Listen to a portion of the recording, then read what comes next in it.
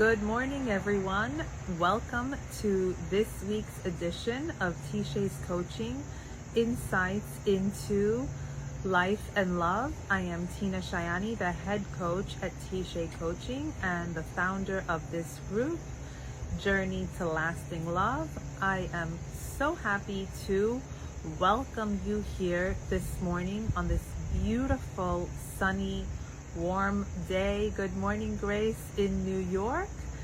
I love to work outside and to do this session outside with you and enjoy the beautiful weather for as long as possible. Good morning, Jean. I am so excited for you to join me here. If you're here live, I love that the most, but if you catch it on replay, that is also good. Good morning, Melody. So, what is our topic this week? Our topic is, can you imagine being excited about your life? Can you imagine a place of such joy that you are excited? You wake up in the morning and you are excited to start living your life.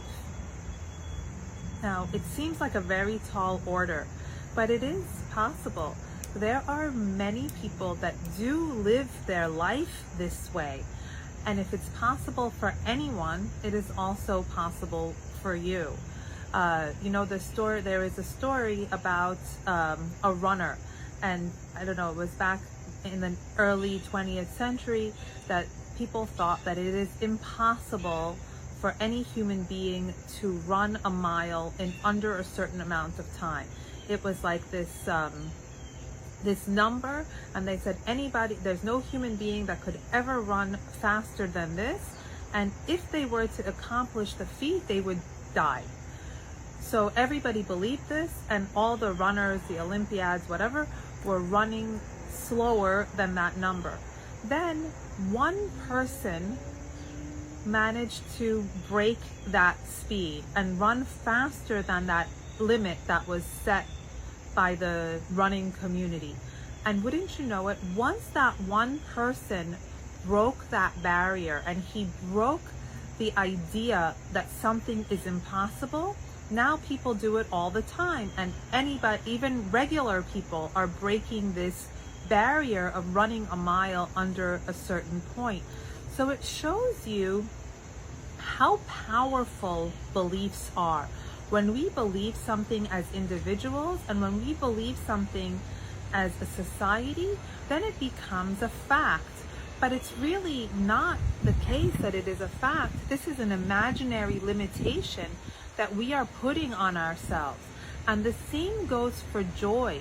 So if one person can wake up in the morning and be excited to be alive and be joyful and really feel that, then it is possible for everybody to do the same thing. And wouldn't it be great? Wouldn't it be great if we could live our lives that way? This morning I went to the funeral of my very close friend's father. He was 104 years old when he passed. So look at this life, look at this long legacy. We can also say the same thing for Queen Elizabeth, who died earlier this week. But really, let's look at the life of an ordinary person, because we are all really ordinary people. And at the end, when you're looking back, or it doesn't even have to be the end, if you look back now to 5 years ago, 10 years ago, 20 years ago, however many years you want to go back, or even 1 year, and the things that made us miserable, were we right in allowing those things to suffocate us and to suffocate the happiness that is our right as human beings? Was it really worth it? I want to say no. I want to say no. Really, almost nothing is worth giving up your joy for. Everything passes. It all does pass. And at the end, what matters? Was that thing that you were so stressed out about, that you ruined every day for yourself with, worth it? Was it as important as you think? And how would how would it have been different if you were different? If you looked at it differently, if you took a step back and said, you know what, I am here now, I am feeling this way, this thing has happened, but this thing will also pass. If we had this understanding that we are not going to be in the place that we are forever, we are not even going to be on this earth forever. This life is a gift. It is a gift. And when we don't appreciate that gift, we are diminishing it. We are diminishing this extraordinary gift that the universe has given us.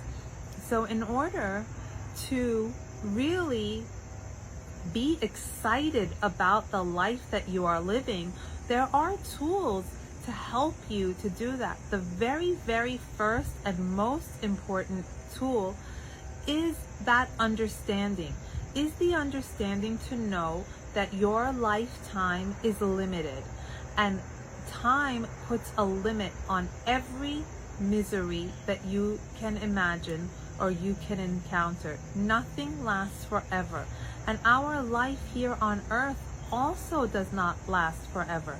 The Buddhists say that the best way to enjoy life is to keep death always before your eyes. If you look at it and say, I am in this scenario, I am upset, I am mad, I am whatever because of this. If you were going to be at the end tomorrow, would this thing matter? Would you want to give this occurrence your attention? And almost always the answer is no. So yes, it's important to look at what's happening and to deal with the situation at hand, but to also keep that perspective, that it's not going to last forever, and you are not going to last forever in the physical body that you are in. So that is first and foremost the thing to keep in mind and to keep before your very eyes at every instance of life. To keep in mind that this is a finite journey. Then comes the decision. You have to get up in the morning and make a decision. The decision is the key that unlocks the floodgates of excitement and joy. If you decide, and it is up to you, you know, so often we feel that we are the victim of life, that we are the victim of our own emotions, and that we just kind of go with whatever feeling that we have. But feelings are powerful. They are an emotional guidance system of life. But we also have so much control. We have the ability to control our thoughts, which in turn control our emotions. We can take the very best case scenario and twist it and warp it for ourselves to create it into a misery. But the very opposite is also true. If you wake up in the morning, and let's try it just one day, because I know it seems like a lot of flowery talk and everything, but if you decide, you say, tomorrow morning I'm going to wake up, and the first thing I'm going to think is, I am excited to be alive. I am excited to see what this day is going to bring me. So decide that today you're going to be excited. And you don't have to say that I'm going to do this forever. Decide for just one day. Try it out. Everything has a trial period now. Try it out. Decide that tomorrow morning you're going to wake up and be excited. Wake up and be excited. And set a reminder for, I don't know, every hour on your phone that says, be excited. Because we tend to try something, but then we fall back into our old habits. And that is perfectly okay. This is a lifetime process. It's not something that you do once. It's not something that you decide once and then it lasts forever. It's something that you have to keep on and have really constant reminders, have constant things to remind you of how special this life experience is. And really, why are you here? Are you here to be miserable for a myriad of small and big reasons, or are you here to cultivate joy? And what happens if you decide today I'm going to be excited, today I'm going to be joyful? What happens to the people that are around you?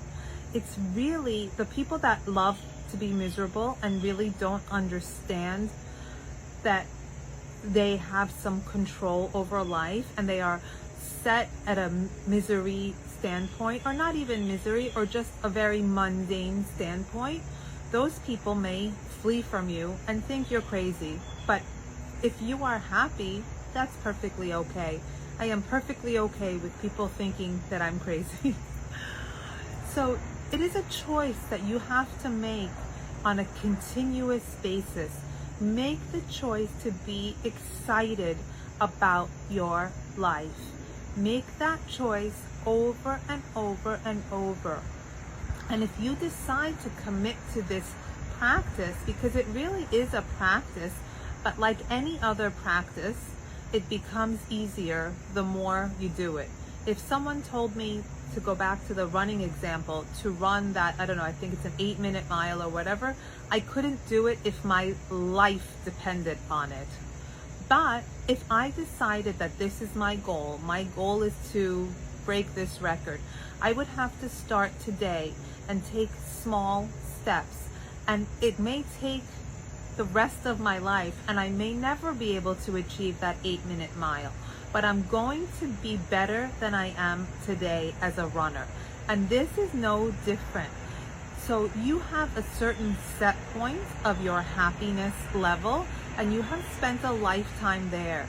And in order to change that, it's not going to happen miraculously overnight. Listen, maybe you can take a anti-depression pill or some mushrooms or whatever and feel joyful. But that is not something that's going to last, and that's going to cause you a myriad of other issues. But you can make that decision that you want to change that set point. You can decide that you want to be excited about your life, and there are going to be pitfalls on the journey. There's going to be people that you are close with now that are not going to like it, and they are going to do everything they can to bring you back into their mundane misery with them.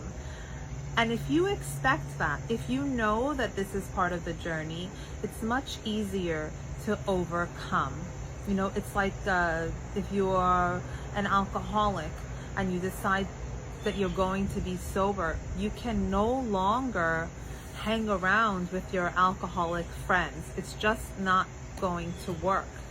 So those people that you have kind of shared the misery with and tend to commiserate on all the problems of life, and that are always pointing out to you what's going wrong, and we all know people like this. We have all been this person, and that's okay. That's okay. But we didn't know that there is another way. We didn't understand that there is another way, and we didn't know that it's a choice. We always were led to believe that this feeling of happiness is like the lottery. You're either lucky or you're not. You either have it or you don't. And it's not even a matter of the externals of your life. There are plenty of people in the world that have every external thing going for them, but they are miserable. This is something that can only come from your inside. And when your inside changes, when you make that decision and start to move forward to create an exciting and joyful life, the entire world around you is going to change, and people around you are going to change.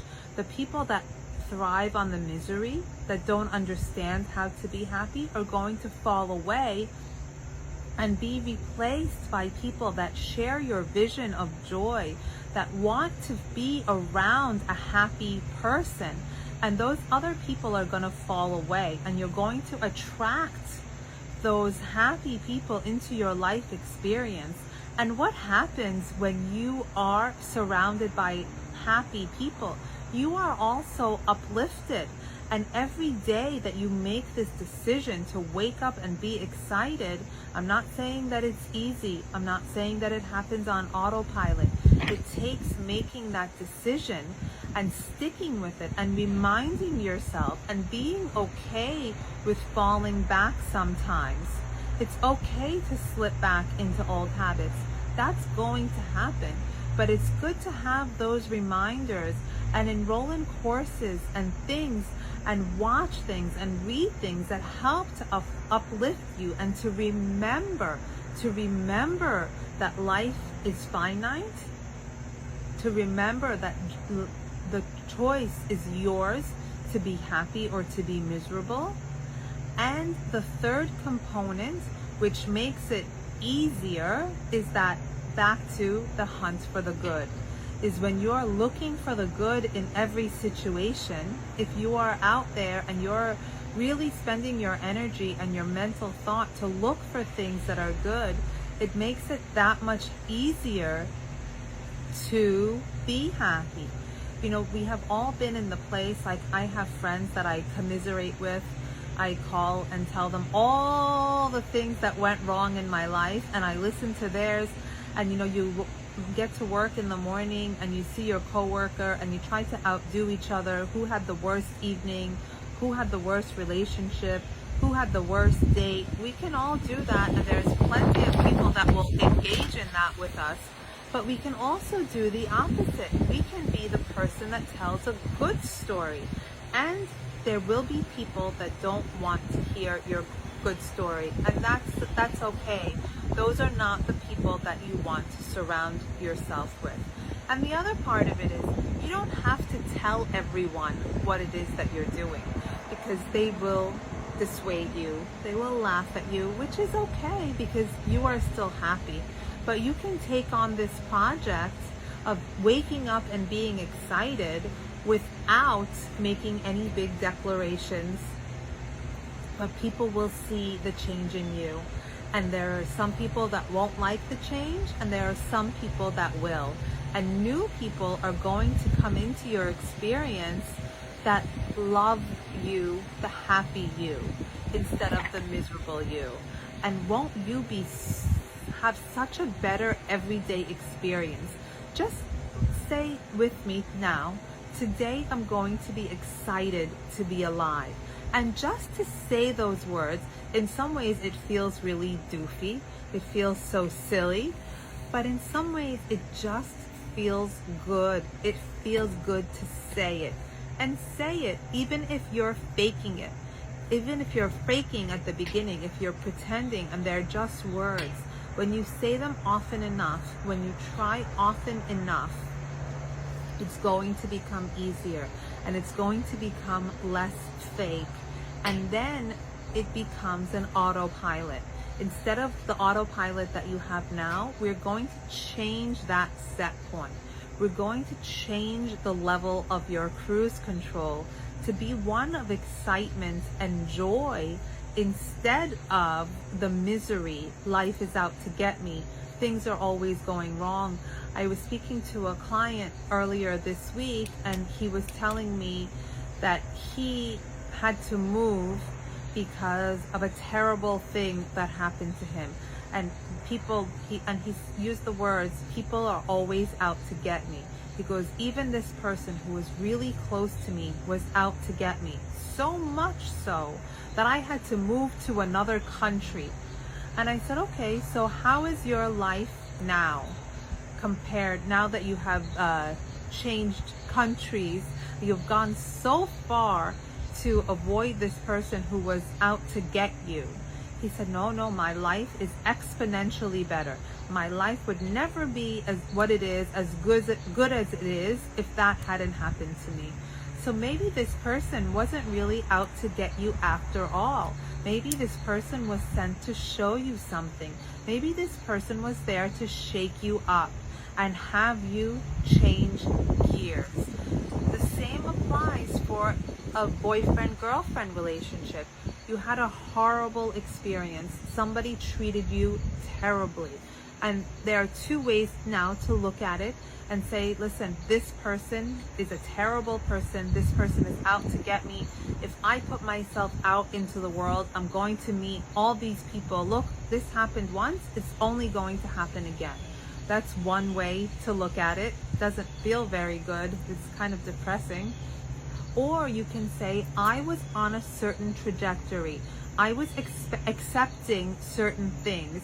I was believing certain things about life. And this person came along to shake that up, to force me to change my thoughts, my beliefs, my actions, which then changed the trajectory of my life. So now you can have the trajectory change to becoming a hermit, to believing the world is out to get you, to living in your basement so that you never ever experience that hurt again.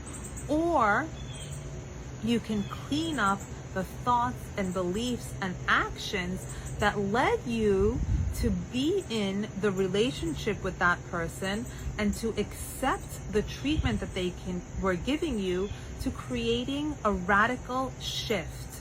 You can say that from this moment forward, I will no longer allow anyone to treat me poorly. From this moment forward, when someone treats me poorly, I am going to speak up. I'm going to walk away. I'm going to demand change from the world around me because I know who I am. I know that I am finite in this world. I know that I am a gift from the universe, and I want to live my life as a gift to the universe. And if someone is not going to treat me that way, I'm out.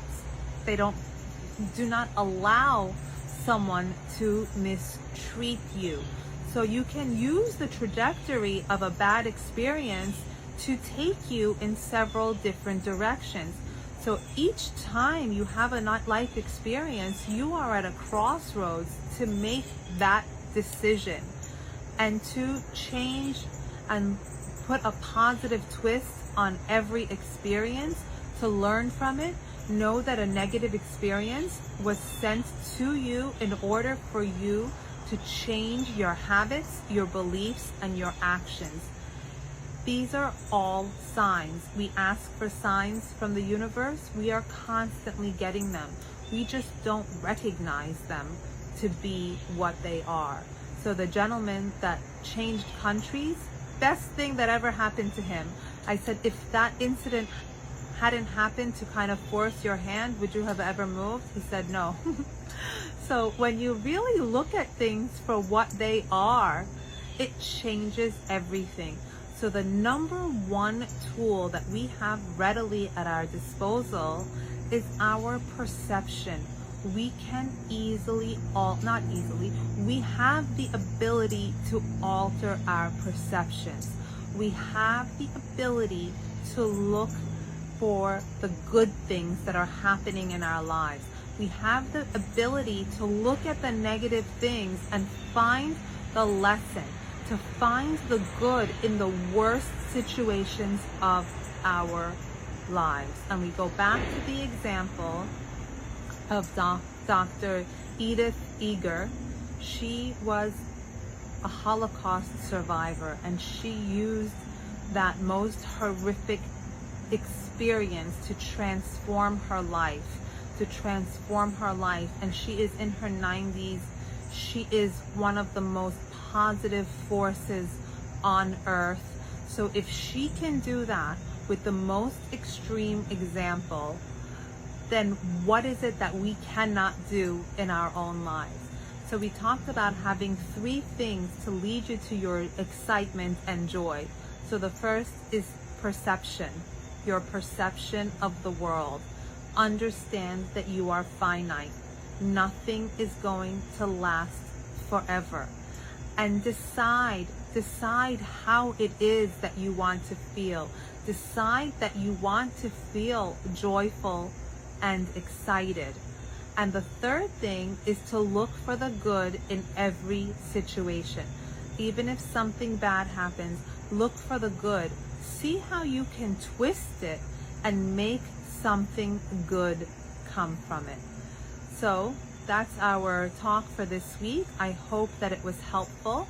I hope that you decide with me to really be excited and look at life from the point of excitement and joy, and leave the unhappiness, leave the nitpicking, and leave the things that go wrong behind, and twist them for yourself, reframe them for yourself. And when you do these things, the entire world around you and your entire life experience will change. So I invite you to do this with me and let me know how it goes. Send me a DM, leave a comment, make a post in the group. I would love to hear your thoughts and how it goes. Tell me of how it went well. Tell me of how you fell behind. I love to know what experiences you have from these ideas. And let's implement them. Instead of leaving them as just simple ideas, let's really use them.